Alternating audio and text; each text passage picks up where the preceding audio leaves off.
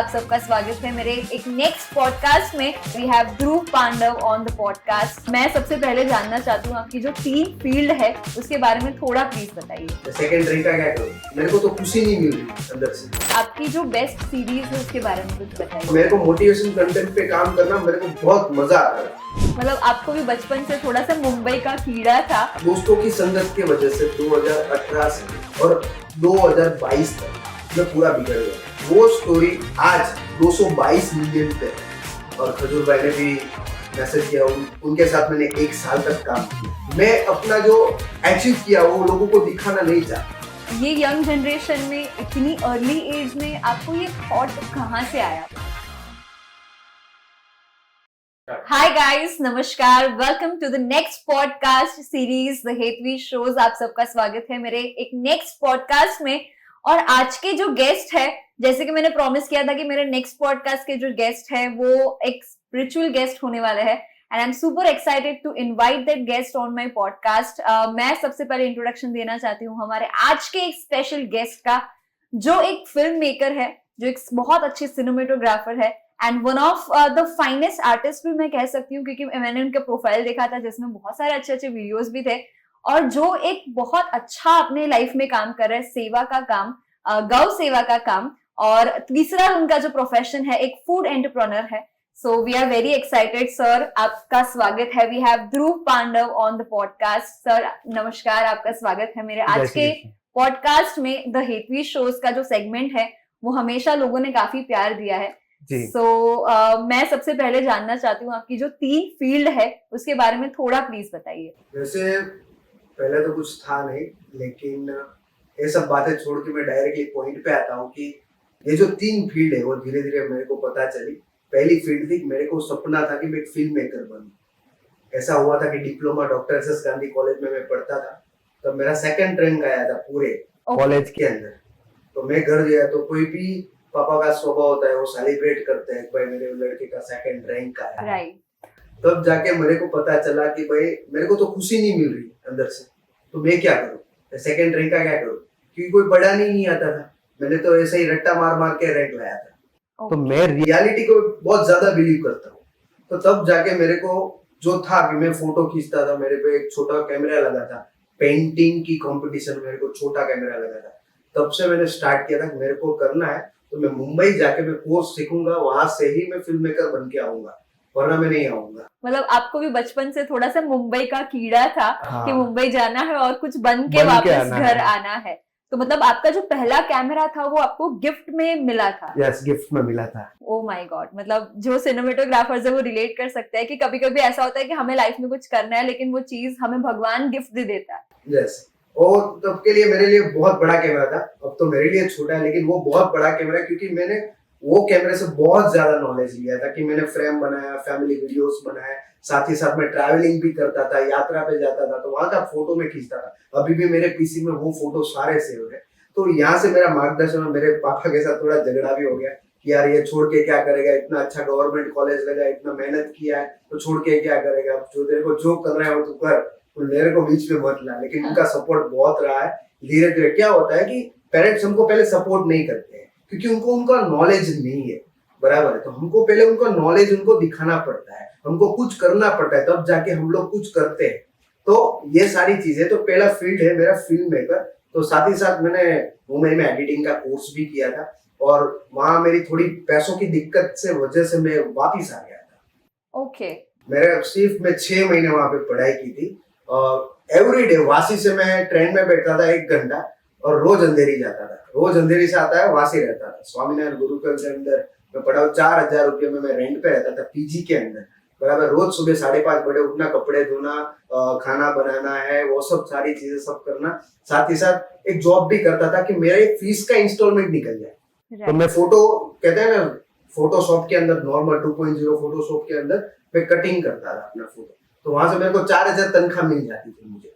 तो मेरे का वो, मुझे वो वहां से मेरे का EMI निकल जाता था। इंस्टॉलमेंट, और थोड़ा ज्यादा है वो मम्मी बैक एंड से सपोर्ट करती थी, पहले ऐसा तेरे को पापा को पता नहीं है, तू करते जा, मैं तेरे साथ हूँ। मतलब मम्मी ने आपको पहले से, वो बेटे के लिए मम्मी का प्यार हमेशा बहुत अटूट रहता है, और मम्मी ने आपको बैक सपोर्ट काफी किया है। सो मैंने मुझे जहां तक नॉलेज है, मुझे पता है आपने काफी अच्छे अच्छे एल्बम सॉन्ग्स भी शूट किए हैं।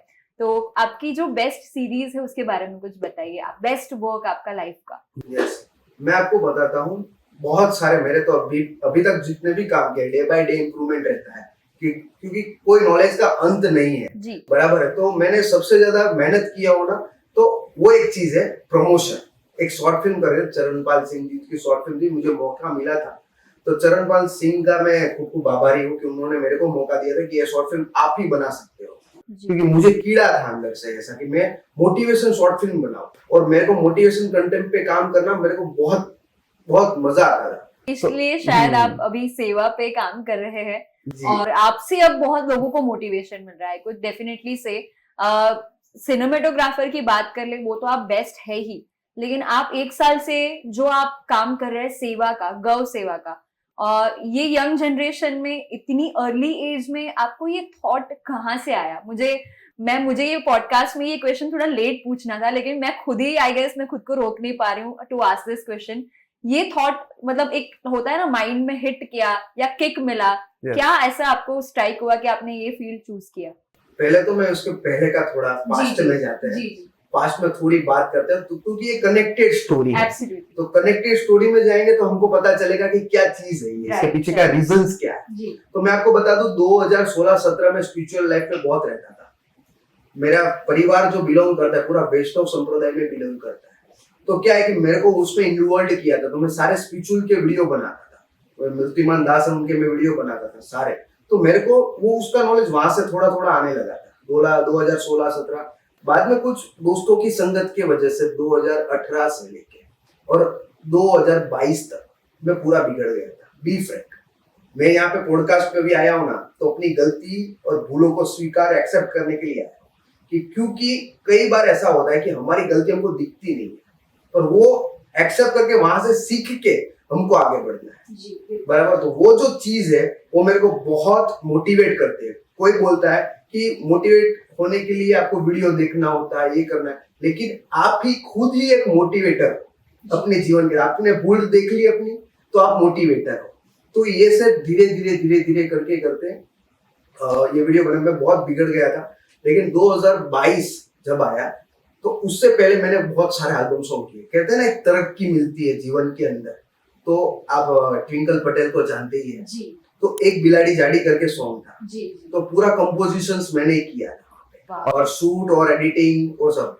तो एक हमारे लिए, वो मेरे लिए क्या था, एक चैलेंज था उस टाइम के ऊपर कि क्या होगा इस गाने का, क्योंकि बच्चों का गाना है, नया वेराइटी है।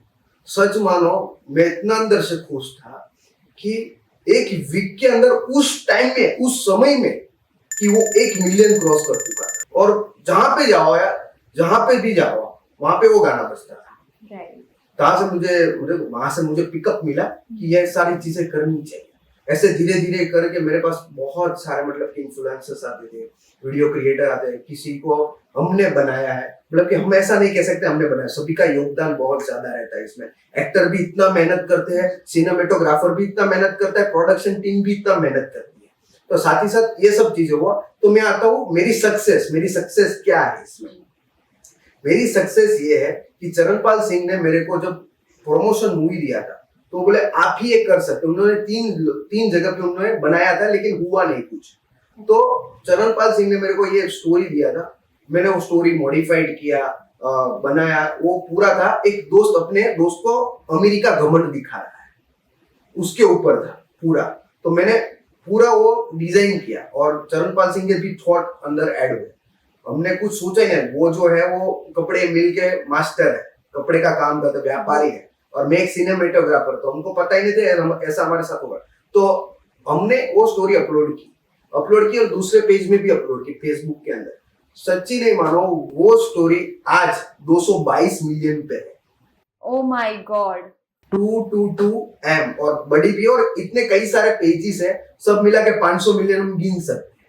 और इनके अवार्ड यूएसए में भी मिले हैं, पोर्टुगल में भी मिले हैं, साथ ही साथ इंडिया में कई सारे अवार्ड में हासिल कर रहा हूँ, लेकिन मैंने कभी दिखाया नहीं है अंदर से कि ये अवार्ड रखूं, क्योंकि मेरा काम ये था कि मैं कुछ नया ही करता रहूं। मैं अपना जो अचीव किया वो लोगों को दिखाना नहीं चाहता हूँ, बराबर। मैं अचीव करता हूँ, वो एक बार रख देता हूँ, बाद में खत्म।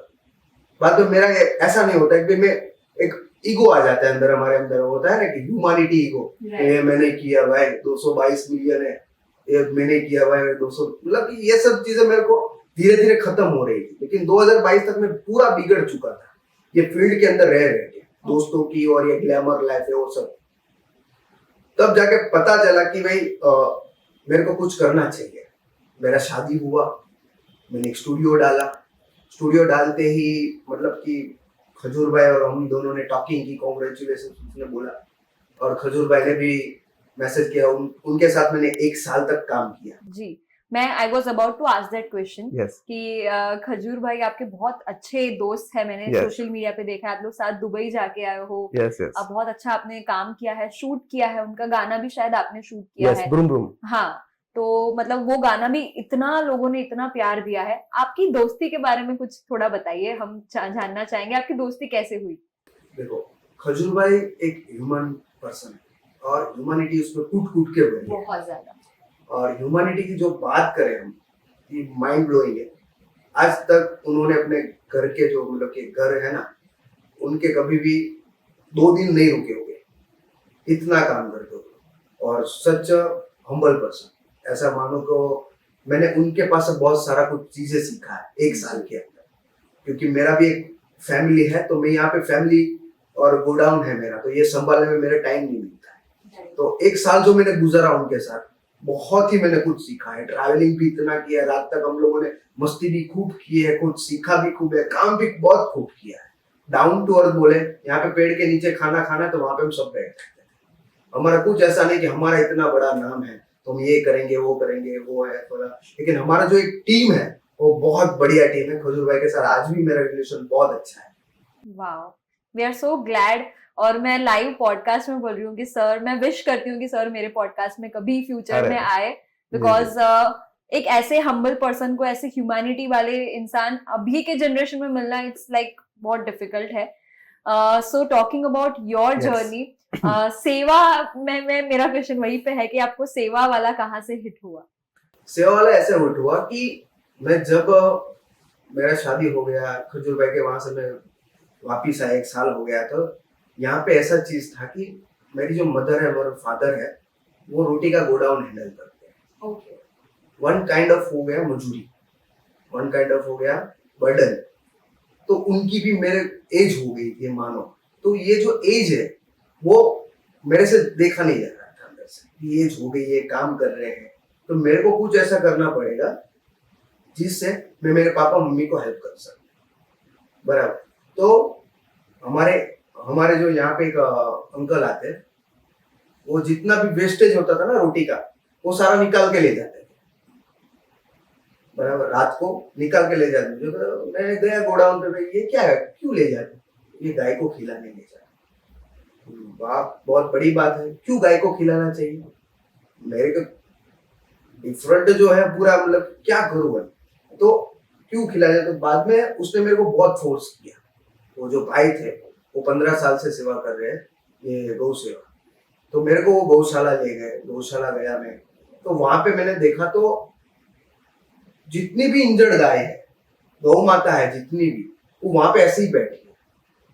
जो मैं नजरिए से देखता था कि गाय क्या है, गौ माता क्या है, तो हम ऐसा सोचते हैं कि गाय आई, रोटी खिलाई, हाथ लगे, चल हो गया, बराबर। तो ये जो चीज है मैंने देखा कि इंजर्ड गाय भी है, हमारे दिमाग में भी नहीं आता कि गाय के साथ भी ऐसा होता है।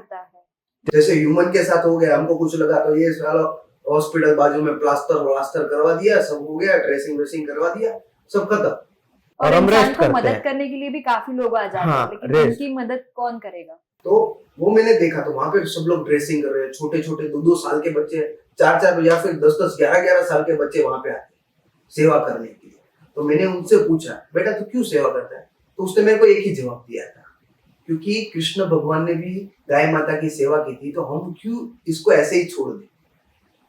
मैं बोले मर गई तो तो उसका सौभाग्य है, उसका कर्म है, मर गई। लेकिन हमारा कर्म क्या है?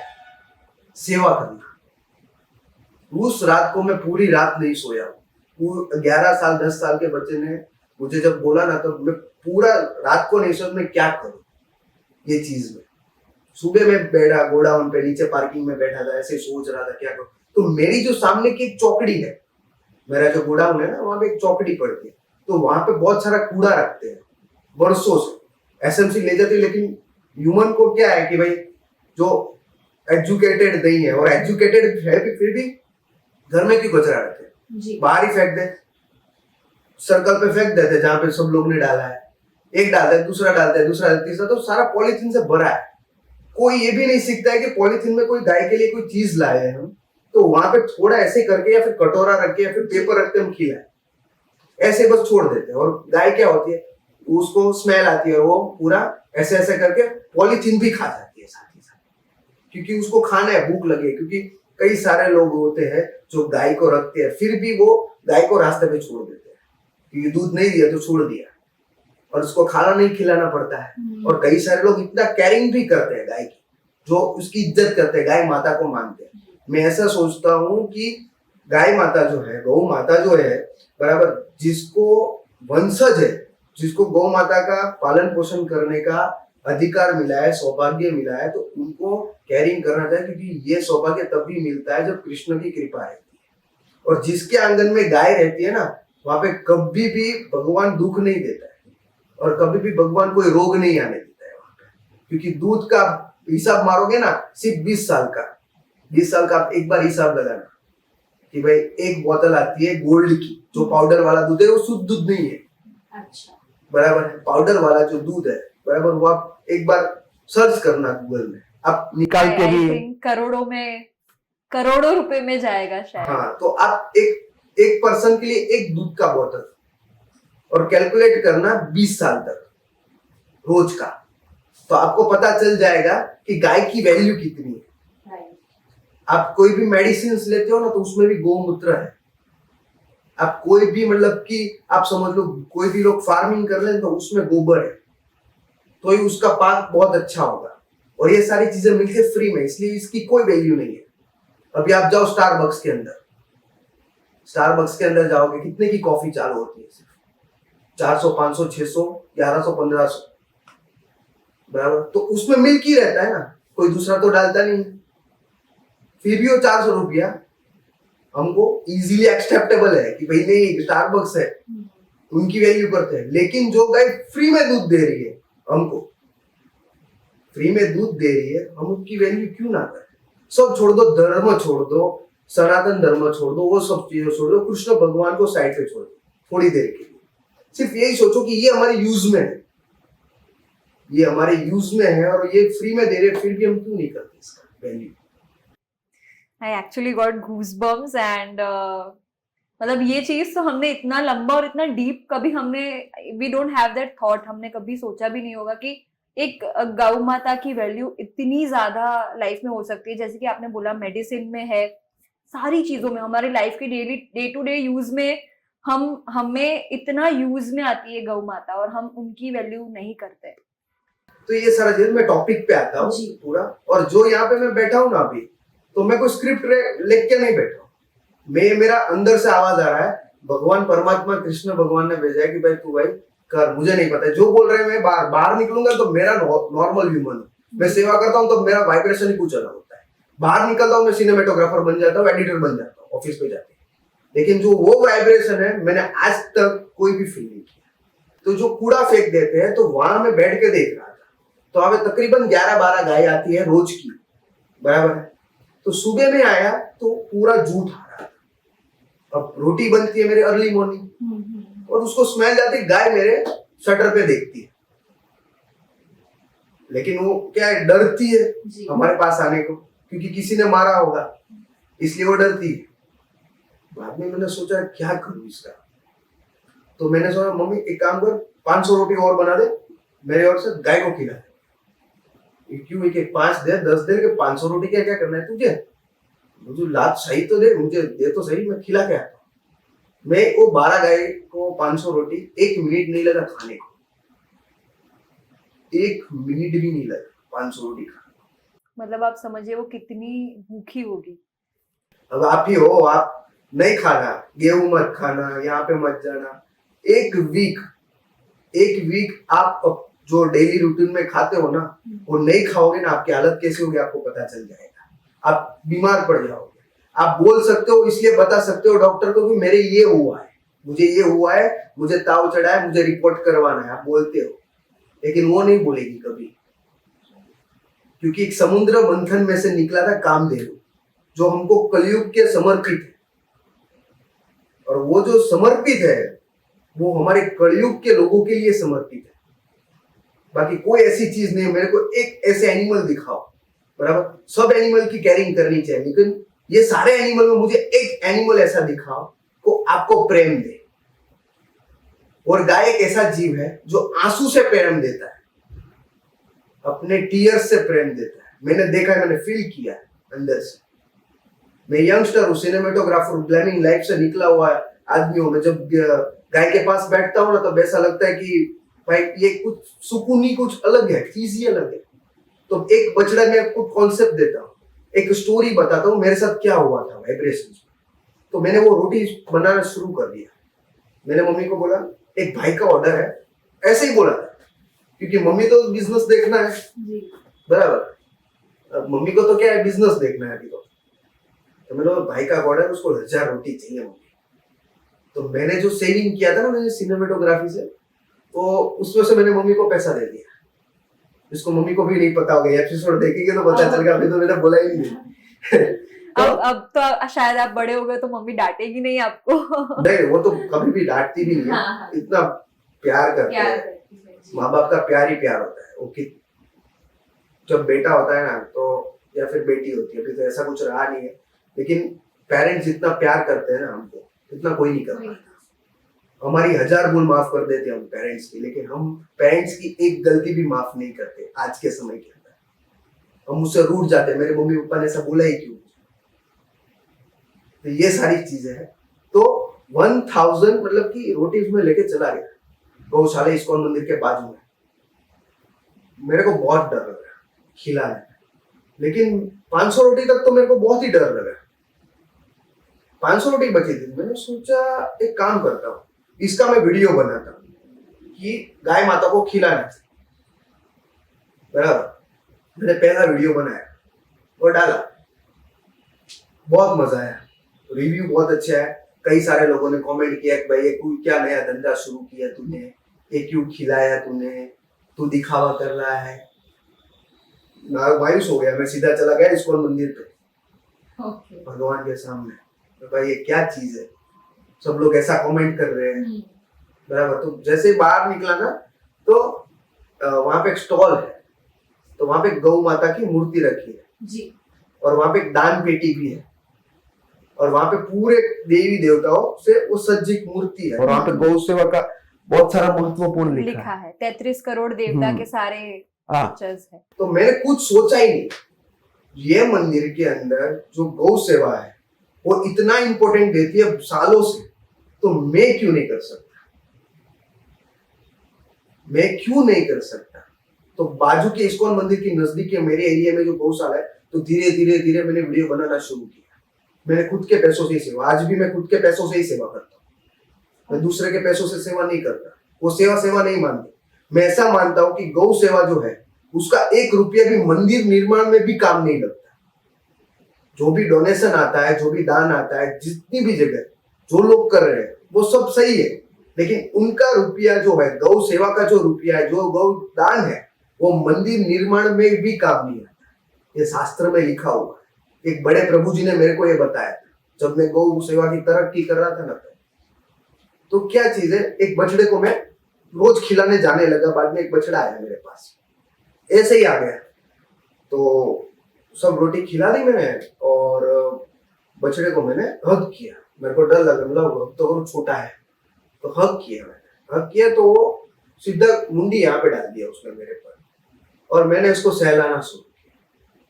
तो आप मानोगे नहीं, जो उसकी जो गर्मी थी ना, हॉटनेस बोलते हैं उसको, उसकी जो गर्मी थी, उसके जो वाइब्रेशंस थे, माइंड ब्लोइंग वाइब्रेशन। तो मैं वहां पे तकरीबन 22 मिनट बैठा उसके बाजू में, ये ऐसे ऐसे करा, उसके पैर दबा दिए, उसका सिर किया, ऐसे ऐसे किया। वो जब तक मैं खड़ा नहीं हुआ ना, वो धीरे धीरे मेरे ये जो बोलते हैं ना लैप, उस पे सो गया।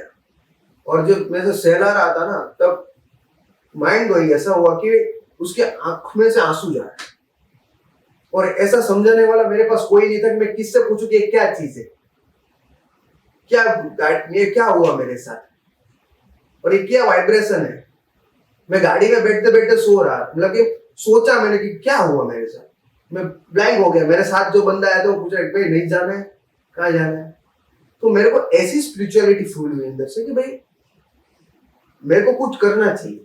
तो डे बाय डे मैंने स्टार्ट किया, और कई सारे लोगों ने मेरा अगेंस्ट भी किया, फिर भी मैं नहीं झुका, क्योंकि मैं अच्छा काम कर रहा हूँ, मेरे को डरने की जरूरत नहीं है। मैं अच्छा काम करूंगा और अच्छा ही काम करूंगा, और गौ सेवा करते ही रहूंगा, मरते दम तक मैं गौ सेवा करूंगा। मेरा जो काम है, एक आप सोचते हो क्या है कि सुबह से लेकर शाम तक पैसा कमाना जीवन का रोल है। एक्चुअली बहुत सारे लोगों के माइंड में भी ये क्वेश्चन है कि जो लोग सेवा करते हैं वो डेली रूटीन में सेवा करते हैं, एवरीडे सेवा करते हैं, तो आपका एक्चुअली इनकम कैसे होता है, आप जीते कैसे हो? पैसा इज द नीड, और सेवा करना भी बहुत अच्छी बात है। लोगों का बहुत ज्यादा क्रिटिसिज्म भी आपने फेस किया होगा कि शायद आप ये चीज पैसों के लिए कर रहे हो, जैसे कि आपकी रील्स में, आपकी स्टोरीज में ये देखने को मिलता है, ये चीज एक्चुअली देखने को मिलती है। आप स्टोरीज में डालते हैं कि आपको रोटी का ऑर्डर देना है तो आप ये नंबर पे कांटेक्ट कर सकते हैं। बहुत सारे ऐसे आप स्टोरीज में, रील्स में, सब जगह पे आप डालते हो कि आपको सेवा करनी है तो आप रोटी ऑर्डर कीजिए। तो people have so much criticism in their heads कि आप ये चीज पैसे कमाने के लिए कर रहे हो।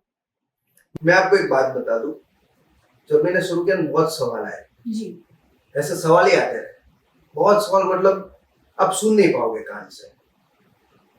कई सारे लोगों ने ऐसा भी कमेंट किया है माँ बाप के ऊपर, तू पहले माँ बाप की सेवा कर, बाद में गौ सेवा कर, तू पहले खुद का कर, बाद में करना, तू अपने ऊपर का कर्ज कम कर, बाद में सेवा करना। मैं 45 लाख माइनस में था। कितने?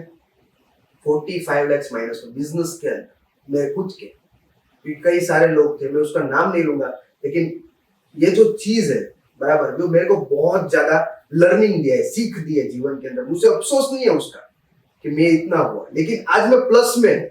क्यों? क्योंकि उसका संतुलन मुझे पता है कि इसका संतुलन क्या है, ये जो चीज संतुलन कैसे होती है। तब जाके मैंने सब छोड़ दिया था। मैंने 6 महीने तक, तकरीबन 6 महीने तक मैंने कैमरा हाथ में नहीं लिया था। जितना भी आता था ना फोन, वो सब, मतलब कि मैंने छोड़ दिया। नहीं भाई, मैं नहीं करूंगा भाई, एल्बम सॉन्ग नहीं करना भाई, फिल्म नहीं करना भाई, वो करना है तो नहीं करना भाई, ऐसा है। तो धीरे धीरे मेरे साथ बात है इनकम की। अभी इनकम कैसे आप जनरेट करते हो, कहाँ से इस पैसों का क्या उपयोग है, क्या है, तो मैं आपको बताता हूँ जी। बहुत प्रॉफिट करता हूँ इससे, पर्सनल भी फायदा बहुत है मेरा, लेकिन वो फायदा मेरे आनंद का है, मेरे सुकून का है। जब भी मैं गौ सेवा करता हूँ, मेरा सुकून मुझे अंदर से ऐसा पुकारता है कि मैं तेरे को शांति दे रहा हूँ। आप कभी भी है ना, कोई भी कैफे में भी जाना, आपको गोल्ड की रिंग पसंद है, कहाँ पे भी रियल डायमंड की, आप लेने जाना, उसकी खुशी आपको 1 वीक तक की मिलेगी अंदर से। वो कितने भी बड़े पैसों की क्यों ना, ऐसा नहीं, वो पैसा इंपॉर्टेंट नहीं है लाइफ के अंदर। पैसा 70% हमारे जीवन में बहुत बड़ा भाग है, उसका बहुत बड़ा रोल है जीवन जीने के लिए। लेकिन हम पैसा कमाने के लिए पूरा सर्कल डिजाइन करते हैं, सुबह उठो, ये करो, ये करो। तो जो भगवान का सर्कल है वो कौन डिजाइन करेगा? कृष्ण का सर्कल है वो कौन डिजाइन करेगा? जो ऐसा बोलते कर्म है, मेरे साथ ऐसा हुआ, बराबर, तो आप सोचते भगवान कहाँ है, कृष्ण कहाँ है, किसने देखा है? तो मैं बताता हूँ, आप जब भी है ना वो पेड़ के पत्ते हिलते हैं ना, तब तो उसके ऊपर गौर करिएगा एक बार कि वो हवा कहाँ से आती है। आप सांस कहाँ लेते हो? कृष्ण पूछने नहीं आया कभी भी कि तेरा सांस का इतना बिल वाला मेरे को दे। ये जो अच्छी दुनिया दी है ना, जन्म दिया है, कृष्ण ही ऐसा कर सकता है। 9 महीने पेट में कौन रखता है? कृष्ण ही रखता है। जब हम जन्म लेते हैं ना, तब कृष्ण भगवान ही ऐसा हमको बोलते हैं कि भाई मैं तेरे को पृथ्वी पे भेज रहा हूं कि तू मुझे को याद कर एक बार। क्योंकि सारे दुनिया में 84 लाख योनि होती है, उसमें से पास होने के बाद ही हमको एक जन्म मिलता है, वो है मनुष्य अवतार। और मनुष्य अवतार ही एक ऐसा जीवन है, इतनी लाइफ है अच्छी कि वो बुद्धि से जीता है। भाई कहाँ पे भी बुद्धि है, कोई एनिमल, कीड़ा ले लो, सांप ले लो, व्हेल मछली ले लो, कोई भी ले लो, कोई भी सोल ले लो, मनुष्य अवतारी एक ऐसा जीव है जिसके अंदर बुद्धि है, माइंड है। भगवान ने ये सीखने को तो भेजा है यहाँ कि भाई तू सब कर, लेकिन मेरे को भी याद कर कि मैं हूं।